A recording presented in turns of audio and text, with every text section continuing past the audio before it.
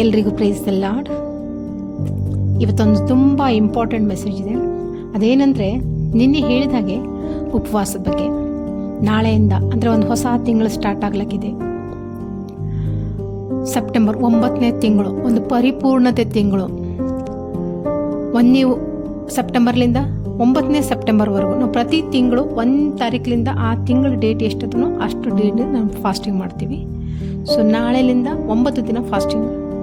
ಯಾರಾದರೂ ಇಂಟ್ರೆಸ್ಟೆಡ್ ಇದ್ರೆ, ಅಂದರೆ ಉಪವಾಸ ಮಾಡಲು ಆತ್ಮದಿಂದ ಪೂರ್ಣವಾಗಿ ಮನಸ್ಸಿನಿಂದ ಬುದ್ಧಿಯಿಂದ ತಯಾರಾಗಿದ್ರ, ಹಲ್ಲೆಲೂಯಾ, ಅಂಥವರು ಆ ದೇವ್ರ ಹತ್ರ ಇವತ್ತು ರಾತ್ರಿ ಕುಂತು ಪ್ರಾರ್ಥನೆ ಮಾಡ್ರಿ. ದೇವ್ರೇ, ನನಗೆ ಶಕ್ತಿ ಕೊಡು, ನಂಗೆ ನಾಳೆಲಿಂದ ಒಂದು ಹೊಸ ಜೀವಿತಕ್ಕೆ ಎಂಟ್ರಿ ಆಗಲು ಜ್ಞಾನ ಕೊಡು ಅಂತ ಕೇಳ್ರಿ.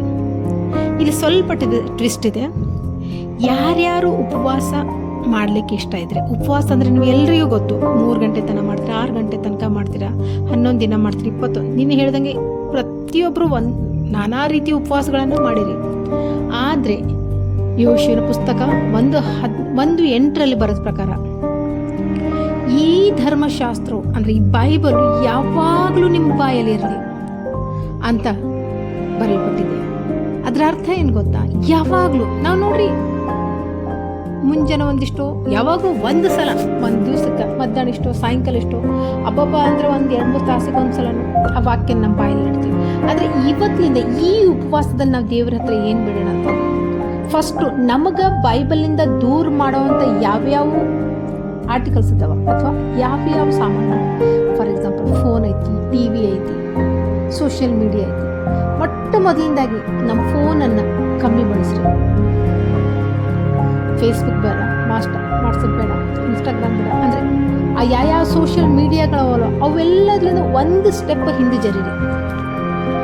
ಆದಷ್ಟು 3 ಗಂಟೆವರೆಗೂ ನಾನು ನೋಡಲ್ಲ, ಅಥವಾ 6 ಗಂಟೆವರೆಗೂ ನಾನು ನೋಡಲ್ಲ, ಅಥವಾ 1-2 ತಾಸು ನಾನು ನೋಡಲ್ಲ. ಮೊದಲನೇದಾಗಿ ಇದು ಒಂದು ಉಪವಾಸ ಹೇಳ್ತಾ ಇದ್ದೀನಿ. ಎರಡನೇದಾಗಿ ಆದಷ್ಟು ಯಾವುದು ವ್ಯರ್ಥ ಮಾತುಗಳಿರ್ತವೆ, ಅಂದರೆ ಅದು ಅವಶ್ಯಕತೆ ಇರಲ್ಲ, ನಾವು ಆಡಲಿಲ್ಲ ಅಂದ್ರೂ ನಡೀತದ ಅಂಥದ್ರಿಂದ ದೇವ್ರಿಗೆ ಜ್ಞಾನ ಮಾಡಿ. ಅಂದರೆ ಮಾತು ಆದಷ್ಟು ಎಲ್ಲಿ ಅವಶ್ಯಕತೆ ಇದೆಯೋ ಅಲ್ಲಿ ಮಾತ್ರ ಮಾತಾಡ್ರಿ, ಉಳಿದಿದ್ದು ಬೇಡ. ನಮ್ಮ ಬಾಯಿಲಿಂದ ಉಪವಾಸ ಮಾಡಿ. ಕಮ್ಮಿ ಕೇಳ್ರಿ. ಸಿಕ್ಕ ಮೂವಿ ಸಾಂಗ್ಸ್ ಬರ್ತಾವ, ಸಿಕ್ಕ ಯಾರೋ ಏನೋ ಮಾತಾಡ್ತಾರ, ಬೇಡ, ಅವು ನಮ್ಮ ಕಿವಿ ಬೇಡ. ದೇವ್ರನ್ನ ಜ್ಞಾನ ಕೇಳ್ರಿ. ಆದಷ್ಟು ಕಮ್ಮಿ ಕೇಳ್ರಿ. ಯಾವ್ದು ಅವಶ್ಯಕತೆ ಇರ್ತೋ ಅದನ್ನು ಮಾತ್ರ ಕೇಳ್ರಿ. ಕೆಲಸದ ವಿಷಯ ಇದ್ದಾಗ ಕೆಲಸ, ಯಾಕೆ ಭಾಳಷ್ಟು ಜನ ಜಾಬ್ ಮಾಡೋರು ಇದ್ದೀರಿ, ಕೆಲಸದ ಮೇಲೆ ಹೋಗೋರಿದ್ದೀರಿ, ಅಂತಲ್ಲಿ ನೆಸಸರಿ ಇದ್ದಲ್ಲಿ ಮಾತ್ರ ಮಾತಾಡ್ರಿ. ಈ 9 ದಿನ ಆದಷ್ಟು ಫ್ರೆಂಡ್ಸ್, ರಿಲೇಟಿವ್ಸ್ಗಿಂತ ಹಾಯ್ ಬಾಯ್, ಊಟ ಗೀಟ, ಅನ್ವಾಂಟೆಡ್ ಟಾಕ್ಸನ್ನು ಸ್ವಲ್ಪ ಸೈಡಿಗೆ ಇಡ್ರಿ. ಹಲ್ಲೆಲೂಯಾ. ಅದಾದ ನಂತರ 3ನೇದು ಅತಿ ಇಂಪಾರ್ಟೆಂಟ್ ಅಂತ ವಿಚಾರ, ಹಲ್ಲೆಲೂಯಾ, ನಿಮ್ಮ ವಿಚಾರಗಳಲ್ಲಿ ಉಪವಾಸ ಮಾಡ್ರಿ. Hallelujah, hallelujah. ನೋಡ್ರಿ, ನಾನು ಮೊದಲನೇ ಹೇಳಿದೆ, ಪ್ರಾರ್ಥನೆ ನಿಮ್ಮ ಬಾಯಿನಿಂದ ದೇವ್ರ ಸನ್ನಿಧಿಲಿ ಕುಂತು ಹೇಳಿದಂತಷ್ಟೇ ಪ್ರಾರ್ಥನೆ ಆಗಲ್ಲ. ಆ ಪ್ರಾರ್ಥನೆ ಹೇಳಿ ಮುಗಿಸಿದ ನಂತರ ನೀವು ಆಮೇಲೆ ಹೇಳಿದಂಥ ನಿಮ್ಮ ಮೈಂಡ್ನಲ್ಲಿ, ಅಂದರೆ ನಿಮ್ಮ ವಿಚಾರಗಳೇನಿರ್ತವೋ ಅದನ್ನು ದೇವರು ರೀಡ್ ಮಾಡ್ತಾನೆ. ಹಾಗಾಗಿ ಅತಿ ಇಂಪಾರ್ಟೆಂಟು, ನಿಮ್ಮ ವಿಚಾರಗಳಲ್ಲಿ ಉಪವಾಸ ಮಾಡಿರಿ. ಯಾವ್ಯಾವ ವಿಚಾರಗಳು, ಯಾವ್ಯಾವ ಕಲ್ಪನೆಗಳು ಹಗಲೆಲ್ಲ ಬರ್ದಿಡ್ರಿ. ಒಂದು ಬೆಸ್ಟ್ ಎಕ್ಸಾಂಪಲ್ ಕೊಡ್ತೀನಿ ಪ್ರಾಕ್ಟಿಕಲ್ ಆಗಿ.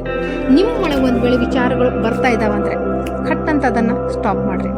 ಯೇಸಪ್ಪ, ಯೇಸುವಿನ ನಾಮದಲ್ಲಿ ಅಲ್ಲಿ ಸ್ತುತಿ ಹೇಳಿ ಸ್ಟಾರ್ಟ್ ಮಾಡಿರಿ. Hallelujah. God bless you all. ಈ 9 ದಿನ ನೀವು ಒಂದು ಹೊಸ ಅಭಿಷೇಕದಿಂದ ತುಂಬಲ್ಪಡ್ತೀರ ಅಂತ ನಾನು ನಂಬ್ತೀನಿ. ಹಲ್ಲೆಲೂಯಾ. ರೆಖಂದರಿ ವಶಕ. ಆದಷ್ಟು ಸ್ತುತಿ ಹೇಳ್ರಿ, ದೇವ್ರಿಗೆ ಧನ್ಯವಾದ ಹೇಳ್ರಿ. ನಿಮ್ಮ ಜೀವಿತಕ್ಕೆ ನೀವೇ ಒಂದು ಭವಿಷ್ಯವಾಣಿ ಮಾಡ್ತಾ ಹೋಗ್ರಿ. ಇನ್ನೊಂದು ಇಂಪಾರ್ಟೆಂಟ್ ಪಾಯಿಂಟು, ದೇವರಲ್ಲಿ ಎಲ್ಲದಕ್ಕಿಂತ ಹೆಚ್ಚಾಗಿ ಮಿಗಿಲಾಗಿ ಜ್ಞಾನ ಕೇಳ್ರಿ. ನಿಮ್ಮ ಆತ್ಮದಲ್ಲಿ ಬೆಳೆಯಲು ಜ್ಞಾನ ಕೇಳ್ರಿ, ಬುದ್ಧಿಯಲ್ಲಿ ಕೇಳ್ರಿ. ಆ ಸೈತಾನ್ಗೆ ಹೆಂಗೆ ಓಡಿಸಬೇಕಂತ ಆಯುಧಗಳನ್ನು ಕೇಳ್ರಿ. ನಿಮ್ಮ ಒಂದು ಪ್ರೇಯರ್ ಲೈಫು ಸ್ಟ್ಯಾಂಡ್ ಮಾಡಲಿಕ್ಕೆ ದೇವ್ರಿಗೆ ಬೇಕಾದಂಥ ಜ್ಞಾನ ವರದಾನ